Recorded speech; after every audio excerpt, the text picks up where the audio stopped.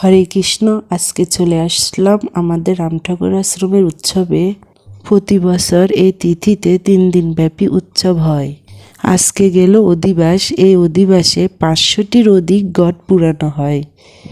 24 ঘন্টায় কীর্তন, সাথে প্রসাদ আস্বাদন 3 দিন ব্যাপী চলতে থাকে। বিরাট আয়োজন। কত দূর দূরান্ত থেকে মানুষ আসে এই অনুষ্ঠানে অংশগ্রহণ করার জন্য। সেই ছোটকাল থেকে উৎসবের অপেক্ষায় থাকতাম।